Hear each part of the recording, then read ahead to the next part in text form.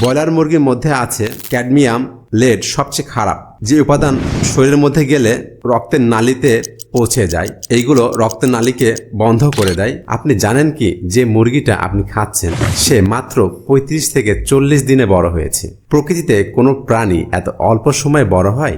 এই ভিডিওটা শেষ না করা পর্যন্ত কিছু মারাত্মক জঘন্য প্রশ্নের উত্তর আপনার অজানাই থাকবে। আজ আমরা শুধু বলবো না ব্রয়লার মুরগি খারাপ, আমরা দেখব কেন এটা এত সস্তা, কেন এটা এত জনপ্রিয়, আর সবচেয়ে গুরুত্বপূর্ণ এর আসল বাস্তবতা কি। একটা সাধারণ পরিবারের গল্প।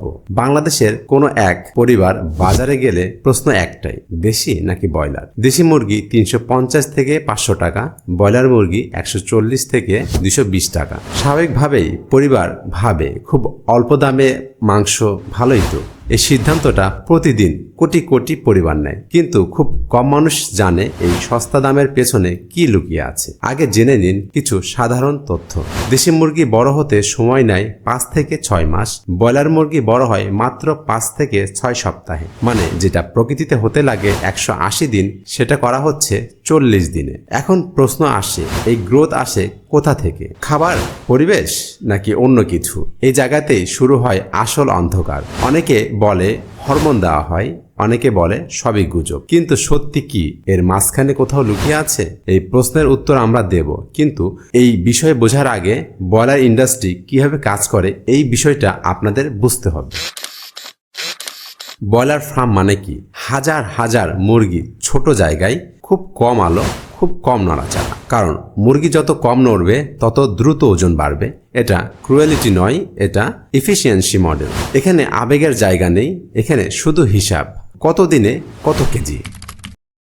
একটা গুরুত্বপূর্ণ বিষয় পরিষ্কার করি। অনেক ক্ষেত্রে গুরুত্বপূর্ণ বিষয় যেটা হচ্ছে যে অনেক ক্ষেত্রে হরমোন সরাসরি দেওয়া হয় না, কিন্তু দ্রুত গ্রোথের জন্য স্পেশাল ফিড, ইনফেকশন ঠেকাতে, অ্যান্টিবায়োটিক, স্ট্রেস কন্ট্রোল করতে এডিটিভস, এইগুলো মিলে মুরগির শরীরকে আনন্যাচারালভাবে গ্রো করানো হয়। সমস্যা এখানে আমাদের খাবারেও থেকে যেতে পারে। এটা নিয়েই বিজ্ঞানীরা চিন্তিত।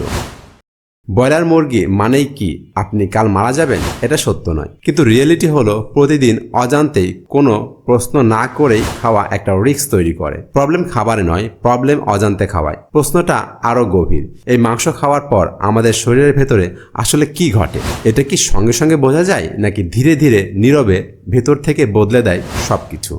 সব ক্ষতি সঙ্গে সঙ্গে হয় না, কিছু জিনিস খুব চুপচাপ লক্ষণ ছাড়াই হয়।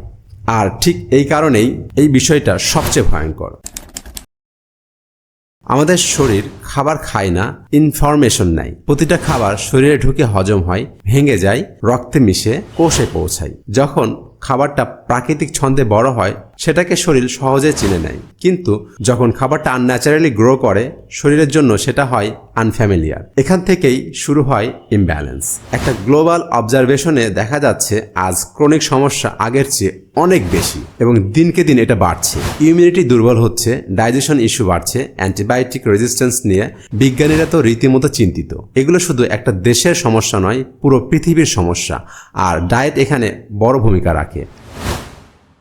বাচ্চাদের শরীর এখনো তৈরি হচ্ছে, তাদের immunity system, hormone balance, digestion সবই সেন্সিটিভ। এই বয়সে নিয়মিত হাইলি প্রসেসড প্রোটিন শরীরকে কনফিউজড করতে পারে। এখন প্রশ্ন, সবাই তো খাচ্ছে, তাহলে সবাই অসুস্থ কেন হচ্ছে না? এটাই সবচেয়ে কমন একটি কোশ্চেন। সবাই অসুস্থ হয় না কারণ মানুষ একরকম নয়, লাইফস্টাইল আলাদা, ফ্রিকোয়েন্সি আলাদা, কুকিং মেথড আলাদা, জেনেটিক্স আলাদা। আজ না হলে 1 বছর পর অথবা 10 বছর পর প্রবলেম হতে পারে। প্রবলেম হঠাৎ আসে না, ধীরে ধীরে আসে। বাস্তবতা হলো সবাই দেশি মুরগি কিনতে পারে না, সবাই প্রতিদিন প্রিমিয়াম খাবার খেতে পারে না। আর বাংলাদেশের বাস্তবতায় ব্রয়লার মুরগি পুরো বাদ দেওয়া সবার জন্য সম্ভব নয়। এই কথাটা অ্যাকসেপ্ট করাই সবচেয়ে ম্যাচিউর সিদ্ধান্ত। প্রবলেম খাবারে নয়, প্রবলেম ব্লাইন্ড হ্যাবিটে, অর্থাৎ অন্ধ অভ্যাসে। Smart eating principal. এখানে 4টা প্র্যাকটিক্যাল রুল দেওয়া হলো, যেগুলো ফলো করলে এটা আপনাদের উপকারে আসবে। ফ্রিকোয়েন্সি 1, প্রতিদিন নয়, সপ্তাহে একবারের বেশি নয়। 2, পোর্শন কন্ট্রোল, প্লেট ভরে নয়, অল্প করে 1 বা 2 পিস। 3, কুকিং মেথড, ভালোভাবে সিদ্ধ, বেশি তেলে নয়, অল্প তেলে, এবং 4 ন্যাচারাল খাবার যেমন মাছ, মাংস এগুলো তরি তরকারির সাথে রাখুন। এই নিয়ম ফলো করলে অনেকটা রিস্ক কমবে। ব্রয়লার মুরগির মধ্যে আছে ক্যাডমিয়াম, লেড সবচেয়ে খারাপ যে উপাদান শরীরের মধ্যে গেলে রক্তের নালিতে পৌঁছে যায়। এইগুলো রক্তের নালিকে বন্ধ করে দেয়, ফলে রক্ত ব্যবস্থাটা তুলনামূলক নষ্ট হয়ে যায়, বিষ বা পয়জনের মতো রিয়াকশন তৈরি করে। এখন ওটাকে আপনি কিভাবে পরিষ্কার করবেন? পরিষ্কার করার জন্য সার্ফ এক্সেল বা সাবান দিলে হবে না, তার জন্য মেডিসিন আছে। সেটার নাম কি? সেটার নাম হচ্ছে অক্সিটোসিন। আপনি যে আজে বাজে খাবার খেয়ে রক্তের নালি ধ্বংস করে ফেলেছেন, রক্তের নালি জ্যাম করে ফেলেছেন, এই রক্তের নালিকে পরিষ্কার করার জন্য আপনার অক্সিটোসিন লাগবে।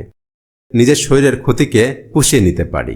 মেন্টাল শিফট সবচেয়ে গুরুত্বপূর্ণ অংশ। আমাদের একটা বদল দরকার। সবাই খাচ্ছে, এই যুক্তি থেকে বের হওয়া। আপনি আজ জানলেন এই ভিক্টরি খাবার একদিনে ক্ষতি করে না, কিন্তু অভ্যাস করে। এই ভিডিওটা বানানোর উদ্দেশ্য আপনাকে প্রশ্ন করতে শেখানো, কারণ যে প্রশ্ন করে সে অন্ধভাবে খায় না, সে অন্ধভাবে ফলো করে না। যদি আজকের ভিডিওটা আপনাকে একটু হলেও ভাবাতে পারে, তাহলে এই চ্যানেল সাবস্ক্রাইব করুন আর ভিডিওটি আপনার প্রিয়জনদের সঙ্গে শেয়ার করতে ভুলবেন না, কারণ স্বাস্থ্য একা বাঁচিয়ে রাখলে হয় না। সচেতন থাকুন, প্রশ্ন করুন, নিজের সিদ্ধান্ত নিজে নিন। সবার সুস্বাস্থ্যতা কামনা করে আজকের মতো বিদায় নিচ্ছি। আল্লাহ হাফেজ।